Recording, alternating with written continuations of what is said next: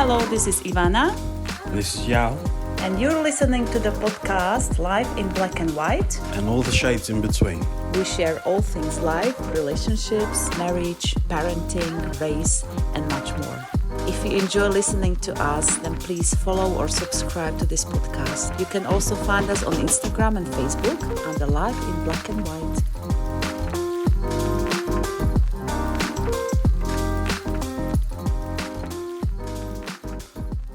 Hello, my friend, and welcome back to Life in Black and White and all the shades in between. Hello. Say something more than hello. Okay. This isn't forced, but hi, everybody. And I wish everybody is well and everybody's doing fine. That's much better. Thanks. Thank you. It's good to know. Otherwise, it sounds like you just say what I tell you to say. It wouldn't ever sound like that, but there we are. Come on. You're in a good mood. I know. What happened to you? Usually you are drained, you know. Speaking to Talia. Oh, you told about our guest already. That was meant to be a secret. I'm sorry. Reveal. That's probably going to be okay. edited out or not. No, it's all right. It's all right.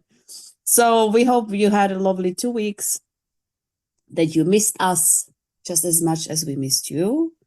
And just to quickly remind you, you can now support this podcast financially. You can, sorry? Details. Yeah, for more details, just check the notes in the description of this episode, and you can find it all there. And just so you know, every support means a lot, and we can't stress that enough. Let me just check you have this on. Oh, no, it's not. Oh, thank God I checked that now. No, it still picks up. Don't worry. Okay. So we're really good at this, professionals. I'm loving it. So today we have another special guest, an amazing guest. I know we always say it's special and amazing, but all our guests are amazing. Otherwise, we wouldn't have them here. So today we are speaking to Talia Zamora, who is also our dear friend, who we've known for how long now? I know, right? It's a little while now. Yeah. Jesus. Scary. So I want 10 to years. say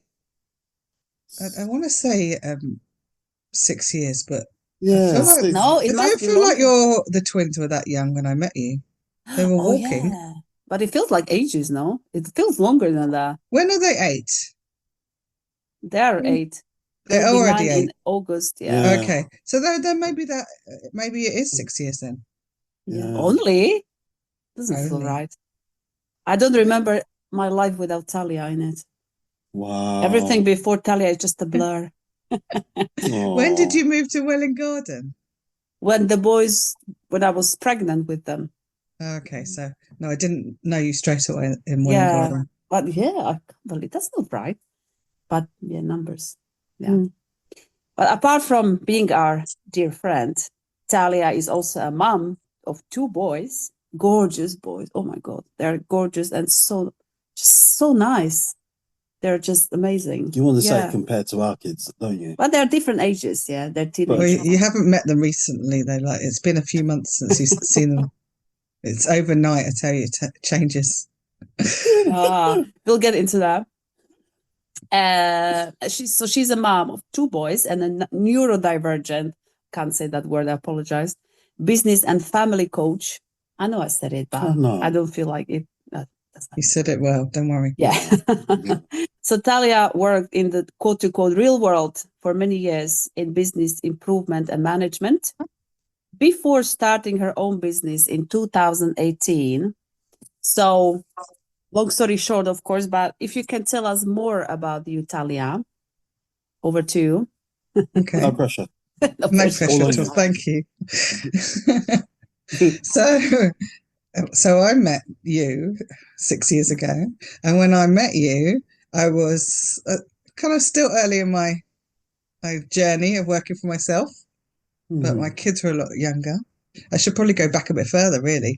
But and I had, prior to working for myself as a mentor and a coach, I was working in what I call the real world. I had a job where I was employed, and I worked for the University of Hertfordshire for like 13 years.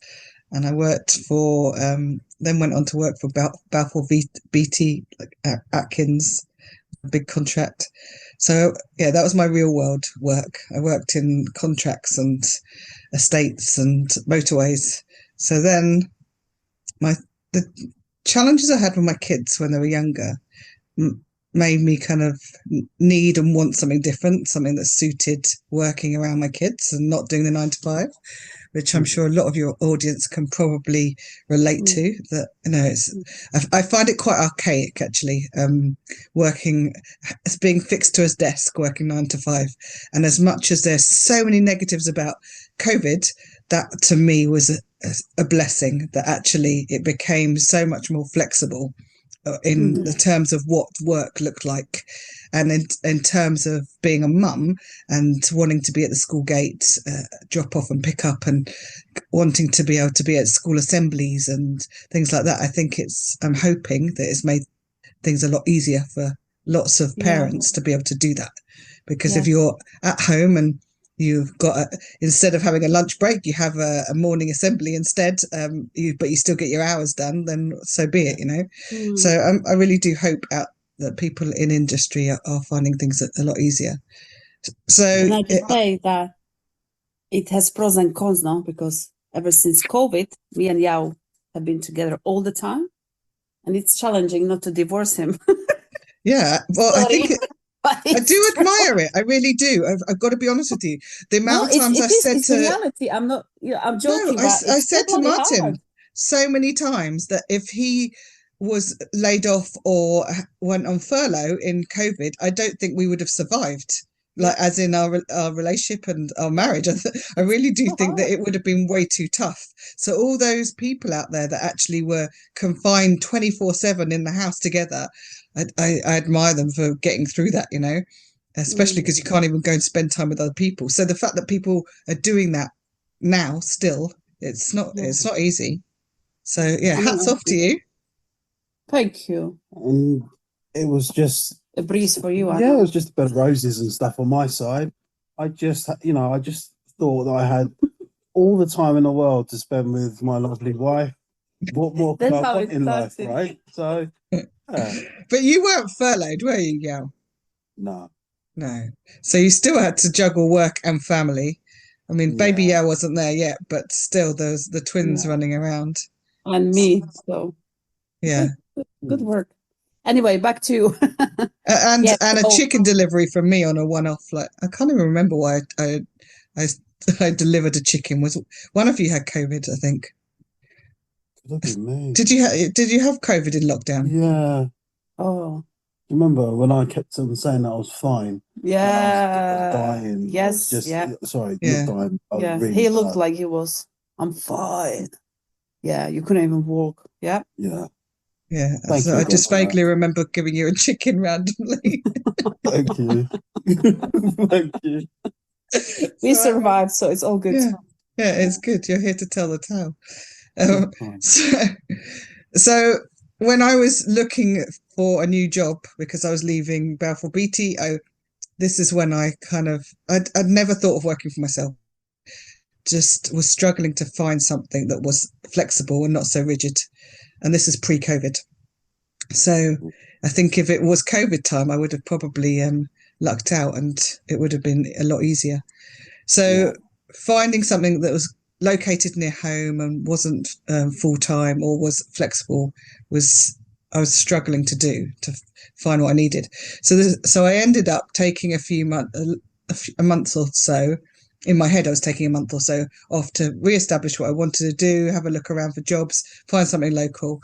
And within days, if not weeks, I'd kind of thought, okay, I need to work for myself.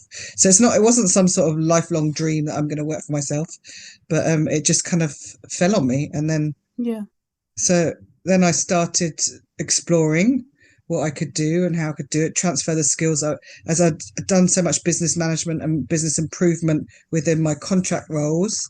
That was already there, that skill I could pass on.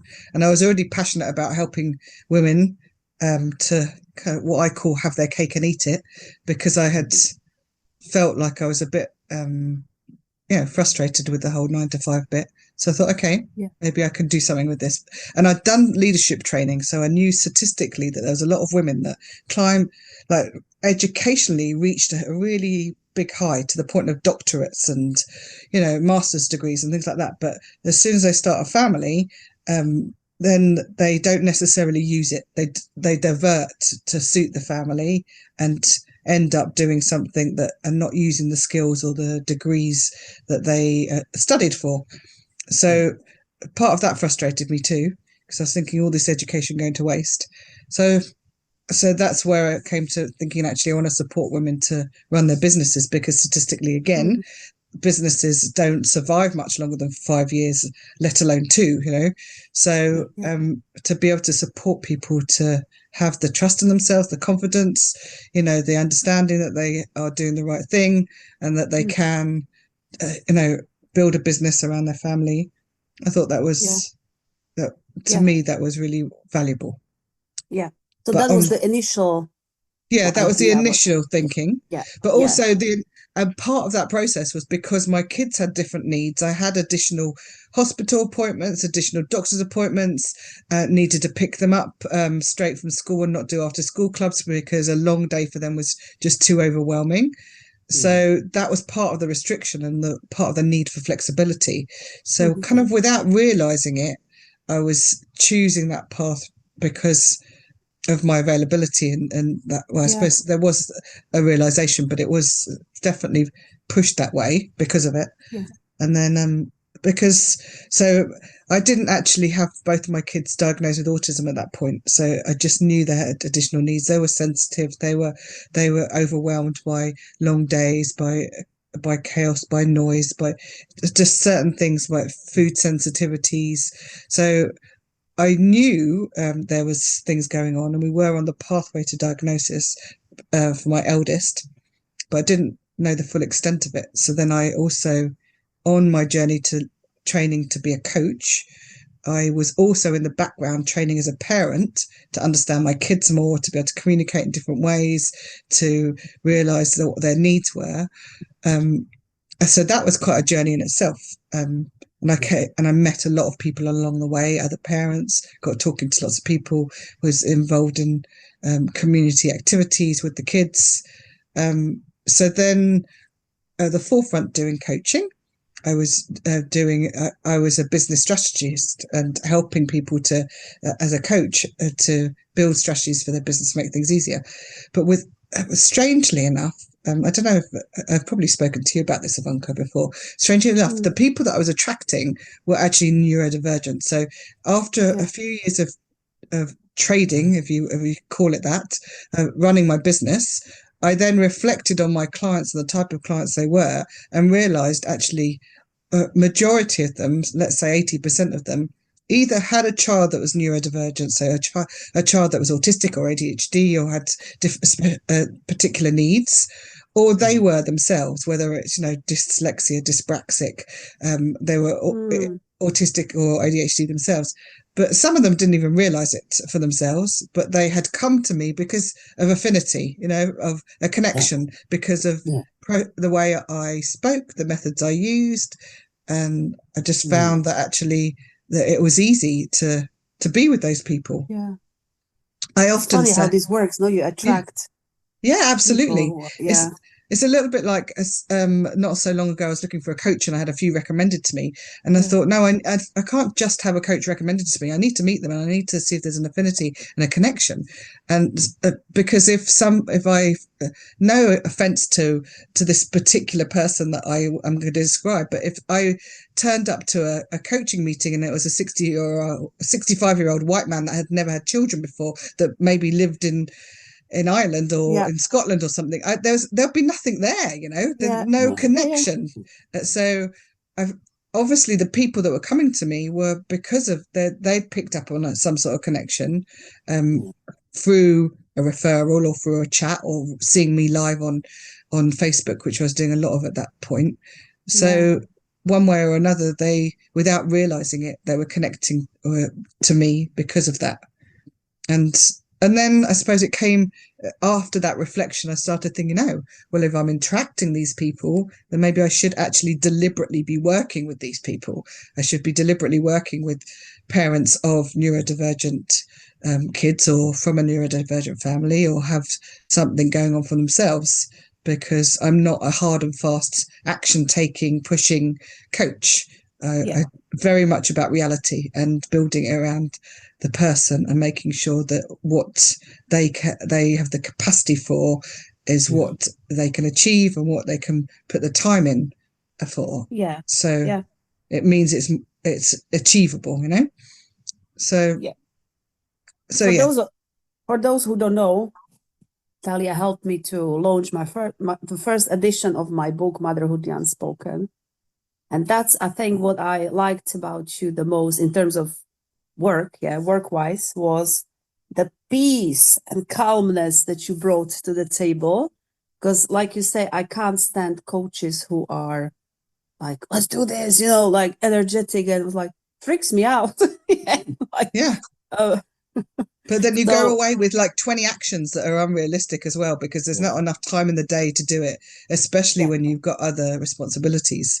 So, and then you feel deflated that actually you haven't achieved anything, and you come back to your coach and think, oh, I'm really sorry, I haven't achieved this. But actually, you don't need to apologize to a coach. It's not something that you need to be sorry about. And then but also with some coaches, you feel like they're just saying things they were taught, that they know they should say, but they don't, like you say, they don't tailor things to you. And this is what I love about you as well, is that you see the person. So I tend to use my intuition about that person and what they need. And I love that. So you can tell, you don't say things that you learn that I should say this now. No, you just have the gift, the natural. So it's not scripted. Thank you. Yeah. No, it isn't scripted. There's mental steps that I know that I could need to guide them through, especially if they're running a business. With family coaching, ever so different in terms of there isn't a journey that no two families are the same. It's just impossible. But with businesses, the steps that you take, like your ideal client and your audience that you want to attract and who you want to sell to, and the research that potentially you need to do, and the marketing and the branding and the voice that you want to portray, all that kind of stuff needs to be woven in somehow to form that business, to be selling whatever it is that you want to sell. But it needs to be unique to the person for sure. 100%. Makes all the difference. So back to your story. So you recognize that it's these people who reach out to you. So this is how you somehow naturally diverted, isn't the right word, like expanded your... It kind of evolved, you know. Evolved, that's the word, So I'd done so much training in the neurodivergent world because of the kids, and obviously lived experience as well. So then I was naturally just giving tips and tricks and support and understanding to whoever I was with. So then it became just more apparent to be more open about it. And it's amazing how many people say, yeah, me too. Or like, I've got kids that are autistic, and it's almost like it's not something that people talk about unless they know they're in a safe place to do it. So the more awareness and the more I can voice it and have opportunities like this to talk to you too, then the more hopefully people will become braver about being open about themselves, or being about their children, the differences, things that are going on at home that maybe have challenges with. So it's I think it's really important for people to know they're not alone in this. The same message that you have in terms of women with postnatal depression is all about they're not alone, and that there's support out there if they want it, and to realize that they're not the only ones, and it's okay to be honest. And that in this case is very similar, that they're not alone. There are so many other people that are in the same position. It's just finding your people really that you can trust and talk to. So can we talk more about the actual autism? So how did you recognize it? And what are the signs? What are the, because I know there are so many different. There's a huge amount. And so, to be honest with you, I didn't really recognize it because I didn't really recognize it in the traits in myself or my parents or the other members of my family. I didn't understand what it was. For a long time, my perception of autism was a child, mostly a male child, that would have a hyper focus and have a special interest, talk to you in a very direct kind of monotone voice, not have very much eye contact, and not have very much emotion. And that was my stereotypical type of view of what an autistic person was, and potentially somebody that would also stim, which is when you have something like rocking or movements of the hands, or something that looks like a fidget. So so that was my perception. So I was undereducated in that way. So I also then didn't see it in my child because actually I had the wrong impression of what it was. But from the age of 18 months, Nathaniel, my eldest boy, he often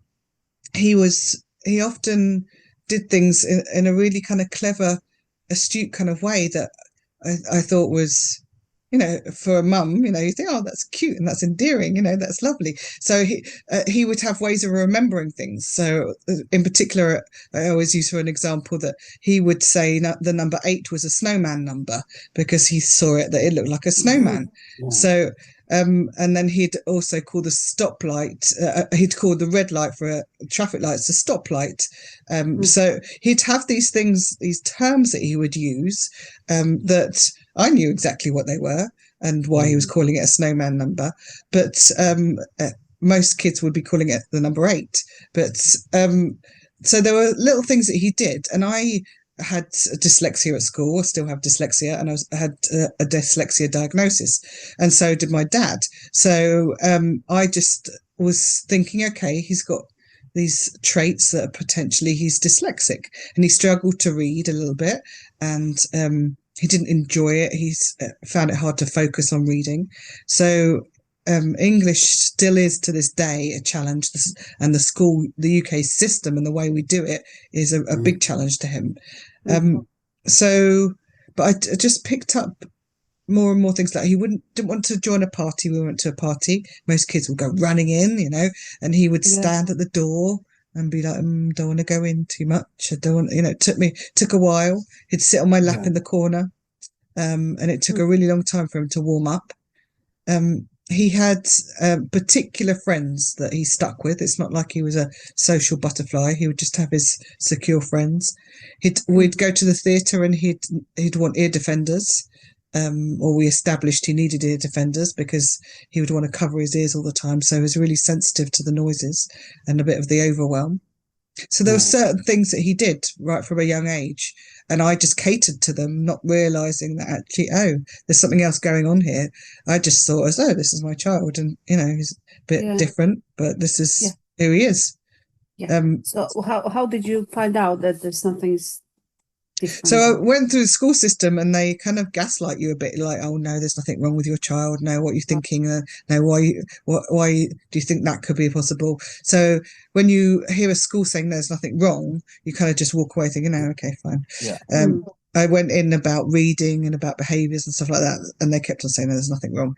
So it took a long time to get to that point of thinking, oh, okay, but I think it was around the age of maybe 6 or 7. I was thinking there is something else going on here. That it's not just dyslexia, but and then I think I saw a few friends that had kids with autistic kids. Wasn't really relating to what they were going through or what the type of behaviours the kids had, but starting to learn a bit more. And starting to realize, actually, okay, so my opinion of autism actually is slightly, very narrow. So, and it's such a massive spectrum. So I started to learn that actually there was more going on. And so I think it was just from observation, really. And then I think I started looking it up, doing a bit of my own research, and then thought, actually, there is something going on, and maybe it is autism. Spoke to the doctor a couple of times. They weren't particularly inviting. Oh yeah, come, we'll get you a diagnosis. You're on the right track here. So I went, I think, to the GP a couple of times. Once about dyslexia, saying, is there an assessment? Can I get some help? And then I think I went back another time thinking, okay, if you're not going to help me with dyslexia, maybe I can ask if there's something else going on, autism or ADHD or something. So yeah, it took a long time. And then being on the wait list, I was on the wait list for a couple of years, and then we hit COVID. And I was like, oh, wow, like, how much longer am I going to be on this waiting list? So I actually ended up, we actually ended up getting to the end of primary, beginning of secondary, where Nathaniel started getting bullied a lot, kids being unkind and physically and verbally abusing. So I was really worried about him needing support at school and maybe some intervention with his learning. So I got to the point where I thought, actually, I can't wait anymore. I need to understand what I need to do to support him. So we paid for private, and that was quite quick. Because we've got a local private hospital. So yeah, then having that helped, but we were into the first year of secondary and had a lot of bullying at that point. So we didn't. Whereas if going into secondary with a diagnosis would have been easier, I think he would have come under the umbrella of what is called the SEND team. So actually, his first school didn't suit him, and was in year 9 he only kind of participated about 50% of the year. We had a reduced timetable by the end of it, so he didn't have the best of time or the best of friends there. But fortunately, we found a fantastic school that's more creative, and into the arts, and he's focusing on film and production, which really suits him. It's less need for the academic and the books; it's more practical. So it's lovely for him. Although we are in a GCSE year, so he's got less GCSEs than an average child, but he still feels the pressure and feels quite anxious about it. That the time frame, like having pressure of time and being in a room and having a setting where you need to deliver something very quickly without the freedom to move around and have to sit for all that time and have to read very quickly and all that and write very quickly is quite difficult for him. And it's not a measure of his intelligence, which is a shame, because he's in top set in his maths and he can do really well in the classroom, but when you look at his exam results, it doesn't measure up, it doesn't match at all, which is a shame because of the system and the way it works. It doesn't really truly show. It's a shame that with the knowledge that is there, I'm sure there's so much more that we need to learn and so much more that we need to kind of just get over the years and stuff. And it's a bit more open. I'm hoping, even though it is a bit more open and stuff these days. Well, this is what I think. I'm not sure if you feel the same. Yeah, no, I do, definitely. But why can't we tailor things? It just seems that all these things that I'm not blaming just school system. It just seems that everything seems to take such a long time to kind of change towards, even though we have the knowledge and stuff behind it. You see what I mean? Yeah, absolutely. But I find that with so many things that we've gone through, journeys that we've been on as in history and still to this day, even down to same-sex marriages, even down to mixed race marriages, like the two of you, down to mixed background and cultures in schools, and the demographics, and the some outweigh the others. I do have, from watching you do see that it takes time, and and I really do smile and feel really heartfelt when I see two same-sex, a same-sex couple walking down the street holding hands, thinking that we're in a world that they can do that and it's okay, and that it wasn't that long ago that they couldn't do that. Absolutely, and so I feel quite a lot of joy when I see that we have evolved, but I'm sure there are things that that happen to them if they're in the wrong place at the wrong time, and I'm sure the two of you two still feel it as well. I've got a friend who's dating, and she's white, and she's gone out with a number of black guys, and there's certain pubs or restaurants they've gone into, and they feel people turning and looking at them. And so we're not quite there yet, but I think that's very much the case with neurodivergence, that we're far from being there. But I do look at these examples and think, okay, we'll get there. We'll get to that point where people recognize it, that people talk about it openly, that people are more accepting and understanding. And it's not such a foreign thing anymore, that actually, kids are all neurodivergent to a certain extent. They've all got different needs, that we can cater to all of them in a different way, that we don't have to go through this long drawn out assessment process to cater to their needs. That it will just happen, Yeah. That part about the long waiting list, I've heard, I don't know where I've had this conversation and stuff before, but I've heard that the waiting list is long and it does take a bit of time. And it is a shame that you had to kind of go through the private kind of route in order to really kind of speed that things up. Again, I can't turn around and I'm not having a go at NHS. It's kind of like something that we all pay our tax money and stuff towards, and we want it to be as successful as it can be. It is just a bit sad, because when you talk about, especially about children, and all you want to do is make sure that your kids are okay, and that's everybody across the board, right? Absolutely. And it's frustrating, and it's very frustrating, especially when you're sending your child into the school that is not, and he's not. I didn't feel like he was safe for a very long time. Right. And I don't have the skills and even the relationship with my child to be his teacher. So if I brought him home, we would have fought quite a lot, because he struggles with education. So he needs that strict setting and those classrooms and that timetable to be able to know where he is and to adapt to that. So, but sending him into an environment where they weren't really protecting or catering for him, that was it's very difficult to do that, and we don't necessarily have enough solutions at this point.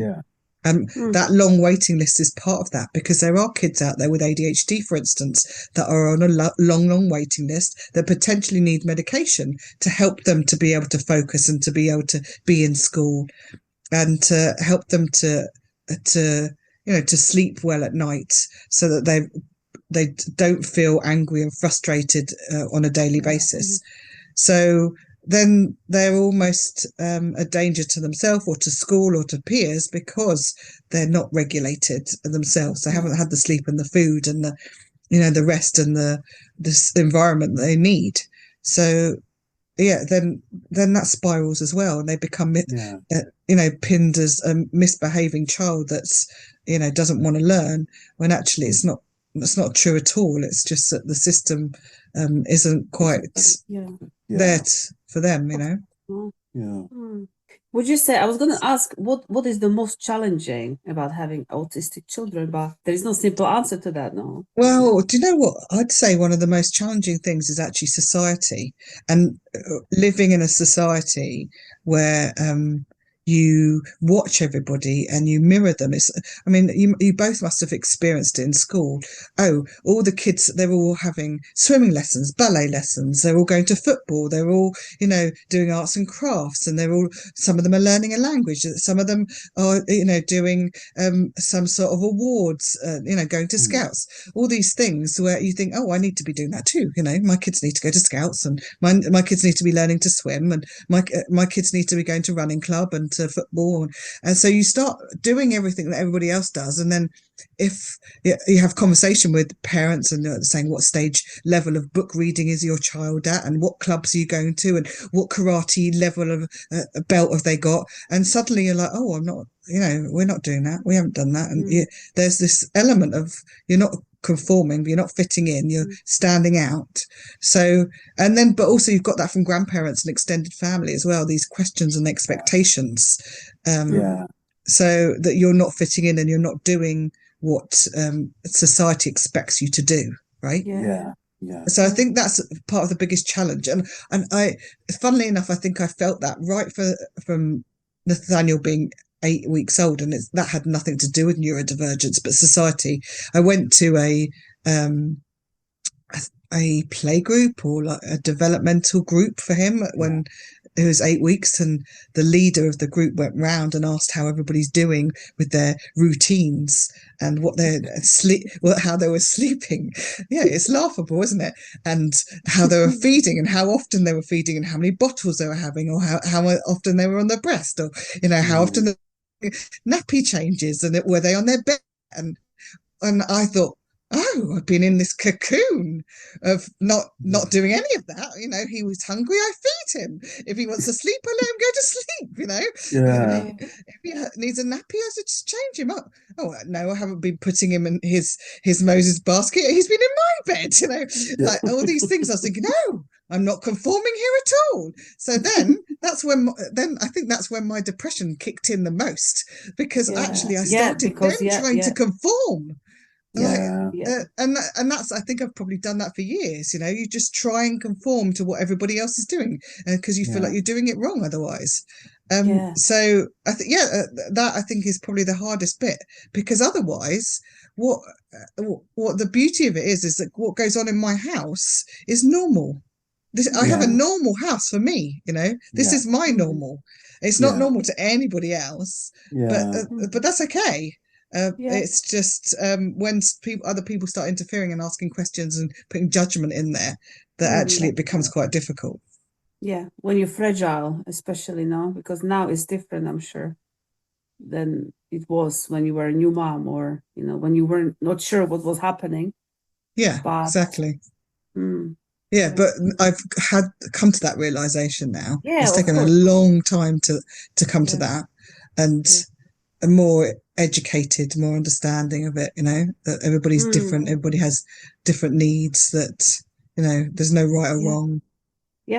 And I'm glad you mentioned playgroups, because I know only from Facebook groups really that many moms don't want to go to moms of autistic children in particular. They don't want to go lots of different activities or playgroup, because their child doesn't behave, quote unquote, doesn't conform. They feel bad, that their child is different, doesn't fit in, that they don't sit quietly. But I think these groups should be understanding of this now, and expect more that. inclusive. Do you think though that you yourself, sorry, I've just touched the microphone.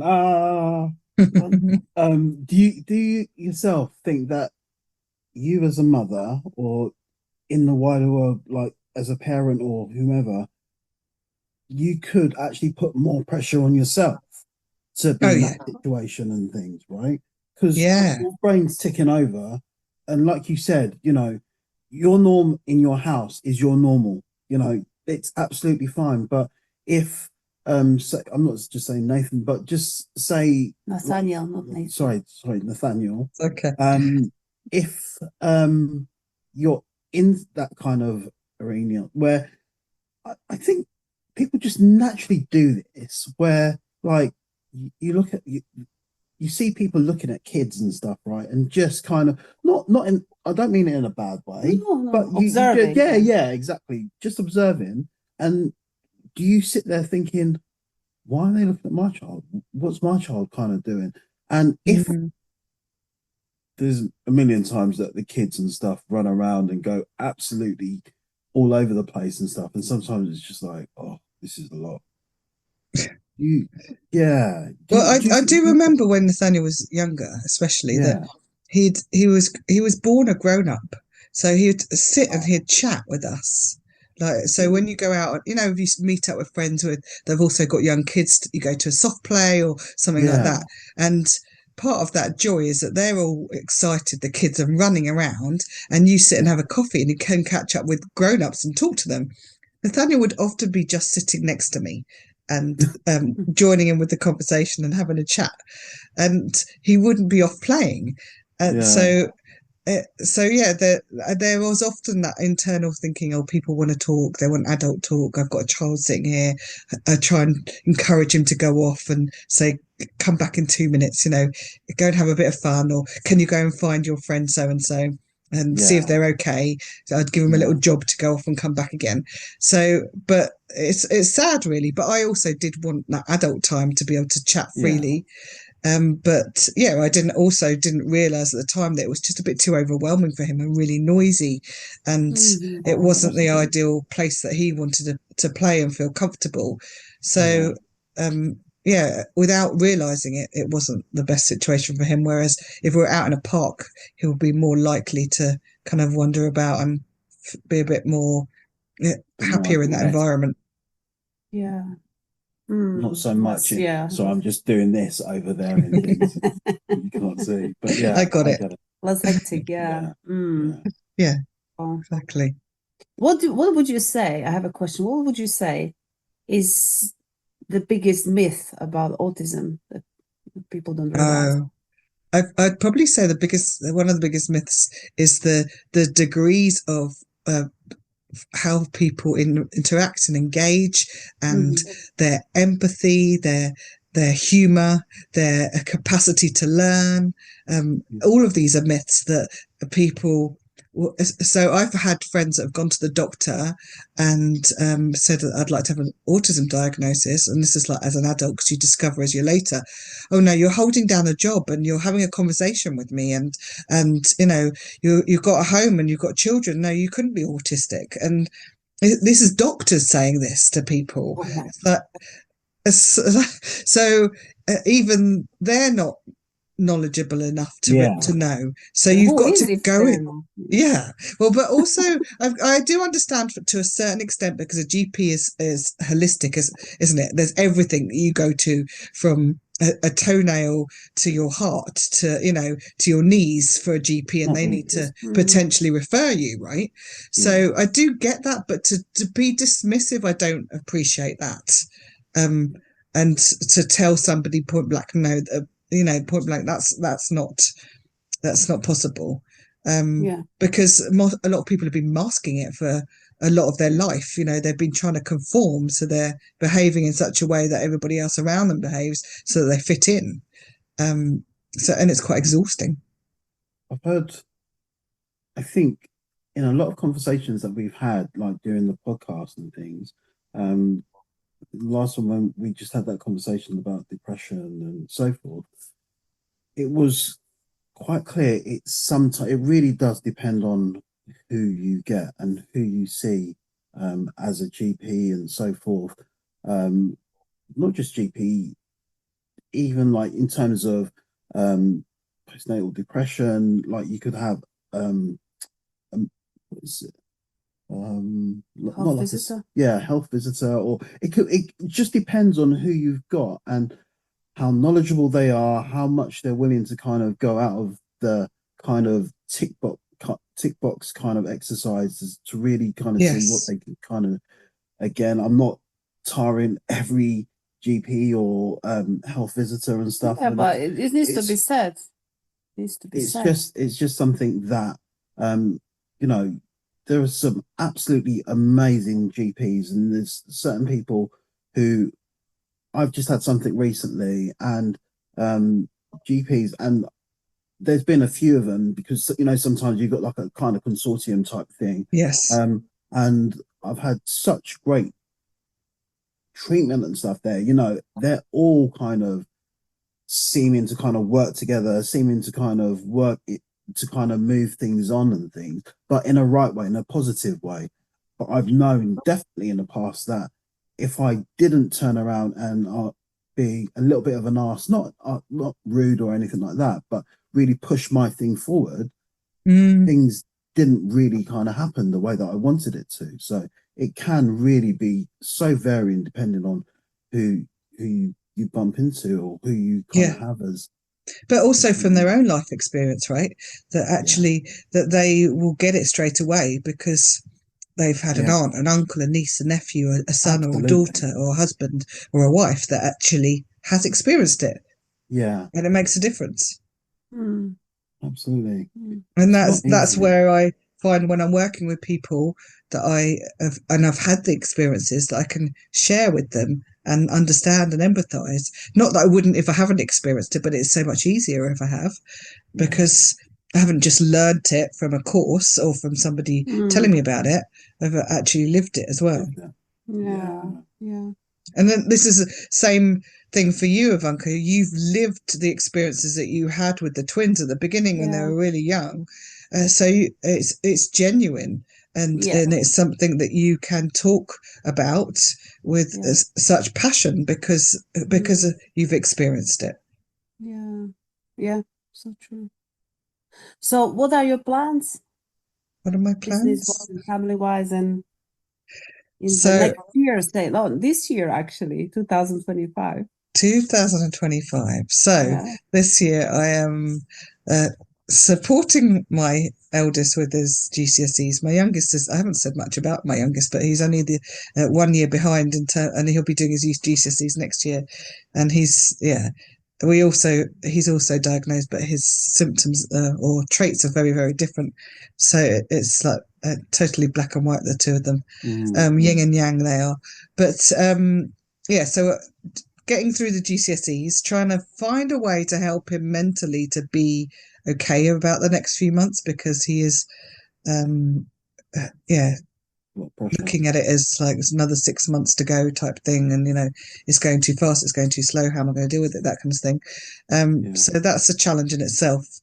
And then just finding pockets of lovely family time to kind of break it up and to bring a bit of joy in the life. And I fortunately have a dog that gets me out every single day, which is great for my mental health, to get the fresh air and be outside. And keep on building the business. So I appreciate being here, and being able to talk about what my passion is and to create that awareness, because that's a big part of what I want to do this year. Is I'm trying to be more open and honest about it and about what's going on in my world, but also and who I work with, so that like I said earlier, so that people understand they're not just the only ones going through it all. To be vulnerable, that really creates the connection. Yeah, and there's so many people that have so many more challenges than I do, and I'm fortunate that one of the charities I work for, as well as working for myself, is an autism and ADHD trust advance. That there's such a world of knowledge and support for me that actually I feel very grateful that I've got them to turn to if I need any help. But not everybody has that. So if they can find a way to find other people to connect to and get support from, whether it's charities or whether it's support networks, I think it makes a big difference. If there's anything that in terms of that you feel that would benefit from, like you say, the trust and things like that, if you've got any of those links or anything, please send those across, because we can add those to the description. But okay. How do people get in touch with you if they want? So if they want to get in touch with me, I'm my website's taliazamora.com. So I can give you that to share. Also add it to the description.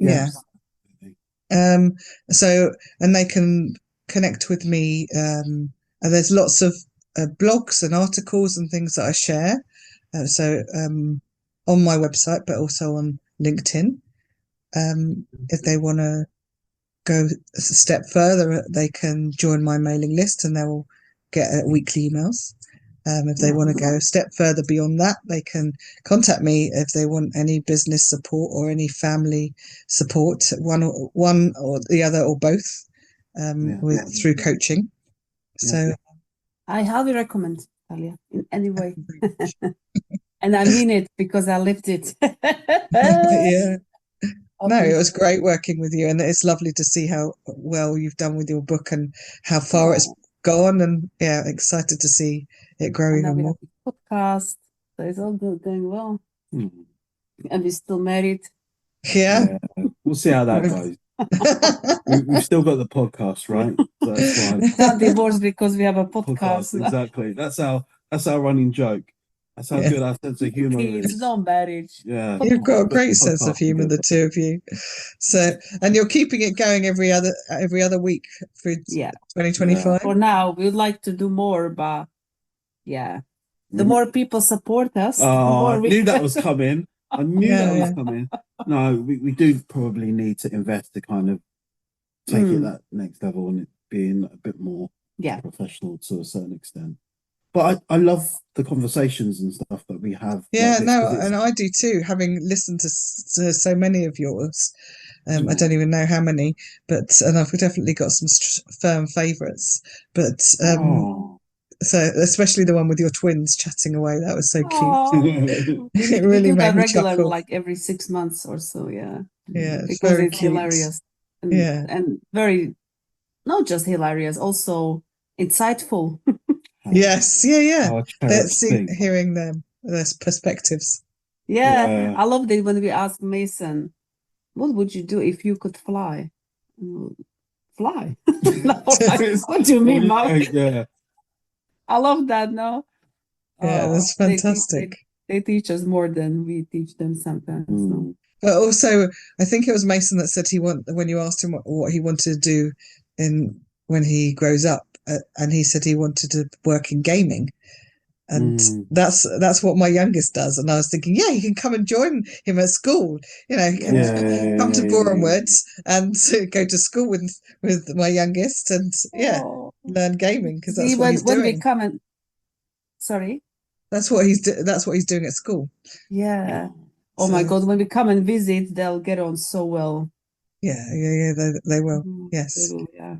I have to get we'll have to get them onto the Super Mario Kart. I'm sure they'll love it. It'll be fun. If a baby on us says Mayo. We're doing well. Yeah. So cute. But another firm favourite was Charlotte's podcast. Charlotte. That was great. Fantastic. Yeah, but she has an amazing voice. Yes. Anything she says, it's so nice to listen to now. Yeah, it was really nice.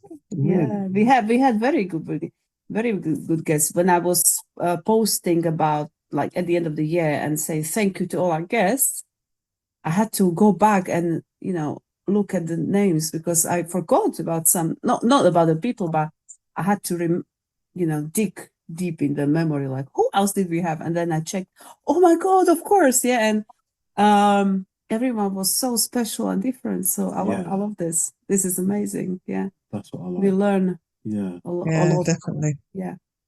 So thank you. Is there anything we haven't asked that you would like to mention? No, not at all. I felt like you gave me lots of space to talk, so thank you. Yeah, we have. Yeah, and considering that it was free flow, it's like there was a lot to say. There's always best. So I think we can wrap it up here. Talia, thank you so much for sharing this with us. It was so insightful. Thank you so much, and hope you enjoyed being with us as well. Yeah, definitely did. It's great talking to you both. There was a delay. Don't worry. It's fine. It's fine. I get it. Just wink. I understand. Yeah. We're definitely putting the recording on now. You have to say what she did. Say what she did. No, I don't know what you're talking about. Oh, okay. Help, help. Big wording, help. That was actually funny. Once Yaw got the T-shirt from my sister. Are we still recording, by the way? Is this still? Yeah. Don't worry. No, we won't. It's great. So good luck. This is the longest goodbye. Yeah. Come on. So there was. You remember? It was like a bubble, and you came with a chalk, and you could write anything you wanted. No.